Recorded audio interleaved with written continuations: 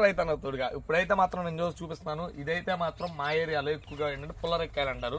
రేక్కాయలు అందరికీ తెలుసు కదా, కొట్లలో అదే మన మార్కెట్లో ఎక్కువగా సంతల్లో అట్లా అట్లా తింటా ఉంటాం. ఇవి అయితే చాలా చిన్నగా ఉంటాయి అనమాట, చాలా అంటే చాలా. దీని మొత్తానికి కూడా కాండానికి ఫుల్గా ముళ్ళు ఉంటాయి. ఇక చూడొచ్చు, అంటే పల్లెటూరులో ఉండే రైతులకి తెలుసు. ఈ పుల్లరెక్కాయలను అయితే మాత్రం మా ఏరియాలో విరివిగా తింటా ఉంటారు. ఎంత టేస్ట్ ఉంటాయి. దీంట్లో అయితే మాత్రం మనం చూసినట్టయితే పుష్కలంగా సి విటమిన్ అయితే మాత్రం ఉంటుందని చెప్పొచ్చు. ఇవి అయితే తయారైనవి అని ఎలా చెప్పొచ్చు అంటే ఇలా నల్లగా వస్తాయి అనమాట, లేదా గోల్డ్ కలర్లోకి వస్తాయి. గోల్డ్ కలర్లో నుంచి నల్లగా మారినప్పుడు అయితే మనం తినొచ్చు. ఇది తింటే ఎలా ఉంటుందంటే మన పుల్లటి టేస్ట్ అనేది తీసుకొచ్చింది. మళ్ళీ దాని తర్వాత గింజ వస్తుంది, అంటే పైన లేరే తినొచ్చు, చాలా టేస్ట్గా ఉంటుంది.